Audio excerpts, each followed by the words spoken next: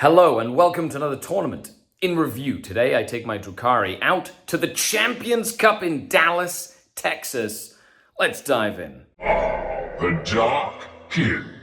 And there we are in Dallas, Texas, playing at the Champions Cup, a 56 team event. 56 teams of 8 people. That's World Team Championship size.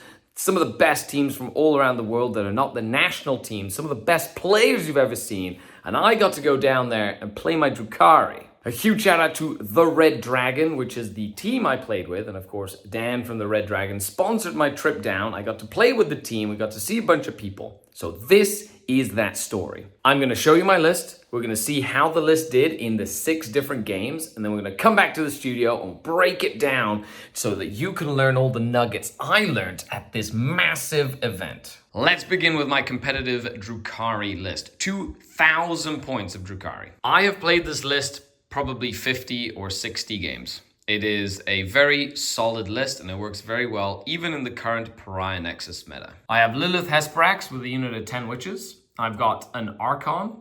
I have a secondary Warlord Archon with just, blast pistol, no enhancements. I also have a Beast Pack. This unit is key, however hard to find, so you have to source them, convert them, or find them secondhand. 2 units of 10 Kabalite Warriors with all the upgrades. 2 units of Mandrakes of 5 strong. Of course, now the Kill Team sets are going to be released, so it'll be a lot easier for folks to get these. 3 Venoms with double cannons and a single Raider with a Dark Lance. A Court of the Archon with all 4 models. Once again, a unit that is not easy to find. 2 units of Scourge, one with 4 Dark Lances, one with 4 Haywires, and 2 single Chronos units. And to round it all off, 2 Void Raven Bombers with D-Scythes and missiles.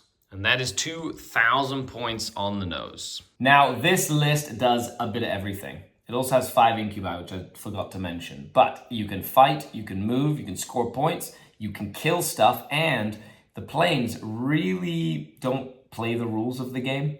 So let's go to the event, and let's take a look at how this list does at the highest level of competition. Well, we just got to the venue. We got up, we had coffee, and now we're heading down. And here we are at the Champs Cup. We're on stream at War Games Live. That's Joe from War Games Live hanging out. And there you have it. Look at this. Massive 56 teams, 6 rounds. It's exciting.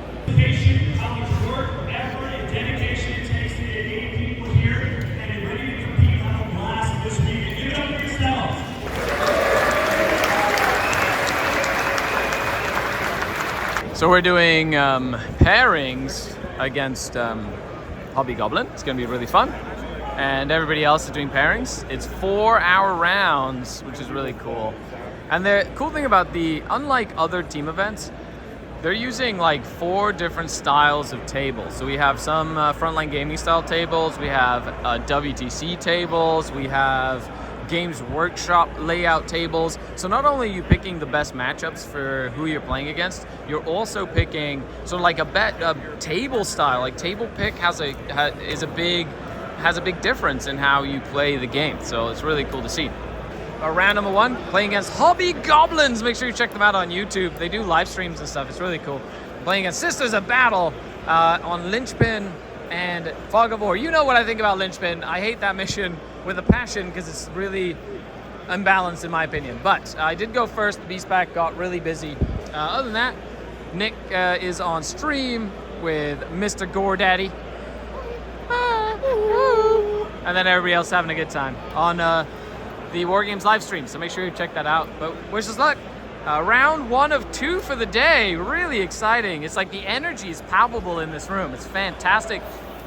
It's thick energy, and it's great. If you ever get a chance to come to a big event like this, I highly recommend it. It's so fun. Come with friends, roll some dice, good times.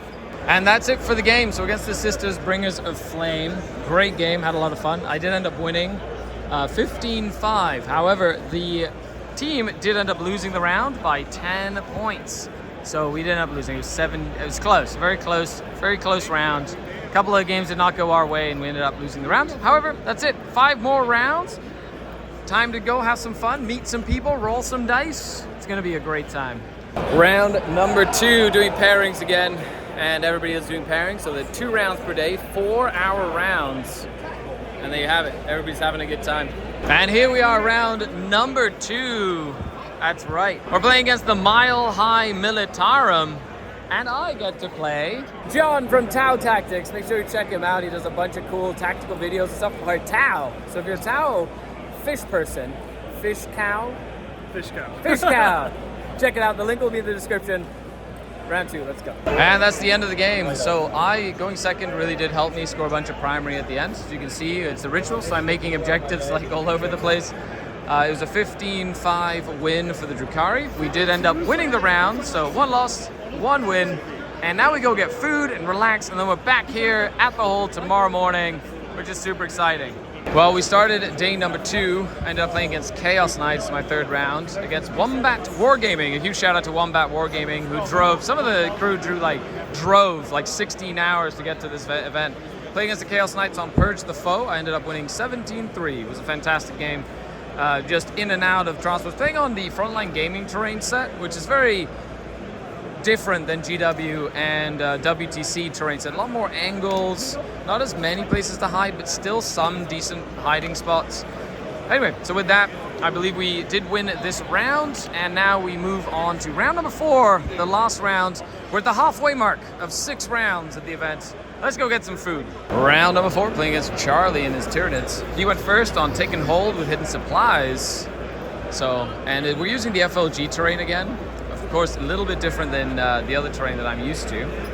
And he's right now just pre-measuring stuff, taking his time, making sure that his first turn is the max. He maximizes on his first turn, which is kind of what he wants, in order to make sure that he plays the game that he wants to play.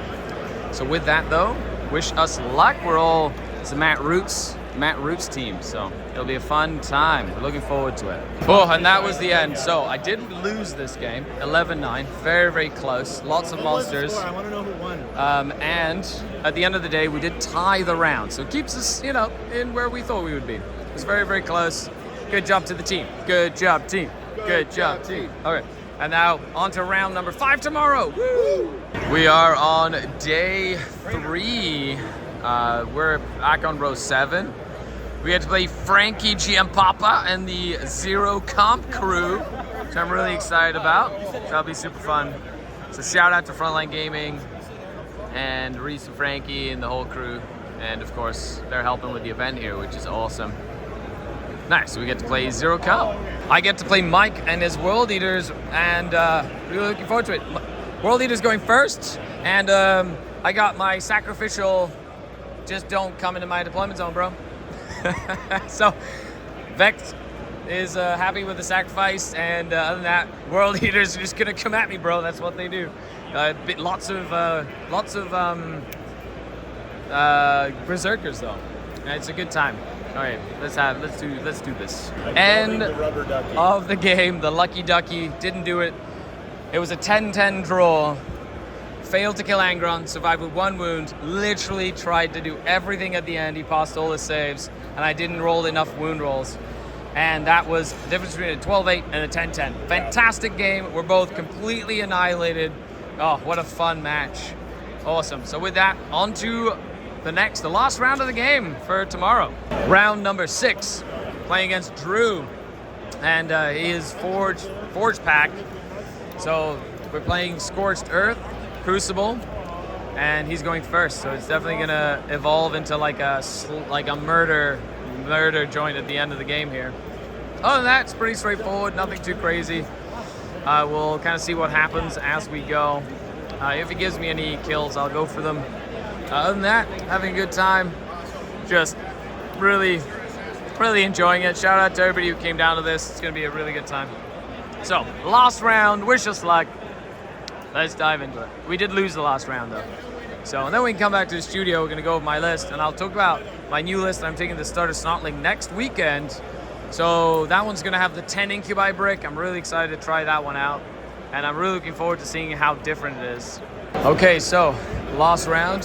The other game's still going. Our game ended up going relatively faster. It was not a good matchup for the Warp Forge pack. I was able to just hide behind all the buildings, shoot, hide, and essentially ended up winning that game handedly 20-0. So with that, we just waiting on all the games. We'll come back to the ceremony and all that good stuff. Looking forward to it. Be a good time. Okay, so at the awards ceremony, and the winners of Stat Check and Tundra Tactics, I believe, got second place. We ended up losing our last round. But let's go back to the studio, take a look at my army, and what I learned as well. And we're back in studio. What a fantastic trip. I had a blast with the entire crew, the Red Dragon team, 8 players at the Airbnb. We ate food, we hung out, we watched movies. There was a pool. It was fantastic. Once again, huge shout out to the Red Dragon. The link to the store is down below, and there's a code you can use to get 15% off any order store-wide where you can as well. So the link will be down in the description below. Make sure you give them some support because it's thanks to Dan I got to go to this event. Let's take a look at the list and what I learned. I know the list is solid. There were a couple of things that I did in a few of my games that were misplays, namely against the Tyranids, where I feel like I misused, it wasn't a misuse of my units. I misplayed holding my objective on a turn and moved my mandrakes, which meant that on my second turn, I got 0 on primary. That was, at the end of the day, it came down to me failing a battle shock test that ended up costing me about 8 to 10 points. But I wouldn't have had to worry about that if I would have just moved my mandrakes a little differently. The list does what it is designed to do. It kills, it moves, it has lots of units. But this list is changing. And it is going to be the list that I'm going to use at the Stud or Snotling, which is another team event, an 8-person team coming up this weekend. So make sure you stay tuned for that. I drop 1 unit of Cavalite Warriors. I change 1 Venom, and I put in a Raider. I give the secondary Archon the Nightmare Shroud for the enhancement to deny Overwatch. And my unit of Incubi becomes a 10 strong Incubi brick, which means I'm going to have a big brick of 10 Incubi. So the list itself just loses a little bit of OC, but gets a second hammer unit, which I feel is going to be very useful in a lot of the matchups that can be troublesome, like Grey Knights. The Nightmare Shroud is also something I'm wishing I had more and more games, because being able to deny Overwatch in a lot of cases would be very, very good. And there you have it, folks. 2,000 points of Drukhari. Brand new competitive list. Of course, the list will be in the description down below or in the comments. Make sure you let me know what you think. And I'm excited. I'm excited to show it off. And the next week, we'll have another tournament review where I start to really try out this new list concept. And that's it. The Champions Cup. Now, personally, I came in 73rd out of 450 players. I had a great run. I won 4 of my games. I drew 1 and I lost 1. Both of those, I feel I could have won with like just a little bit of luck at the end, but that's okay. A couple of misplays on my end, but I learned a lot. And I'm really excited to continue to try this as we work towards the World Championship of Warhammer in November and Las Vegas Open, which I hope to be at. A huge shout out to the Red Dragon. A huge shout out to all the channel Patreons without whom none of this is possible. The best way to support the channel is on Patreon. There are 4 different tiers. The lowest is like $5 a month, $8 a month, whatever. If you like to support the channel, that is the best way. The link will be in the description below. And I'll see you in the Discord where we do TTS leagues, Crusade leagues, and a variety of other cool community stuff. It'd be awesome to see you there. I hope you enjoyed this video. I've been Skari, your grateful host. Signing off until next time. Skari out. The Dark Kin. Bye, everybody.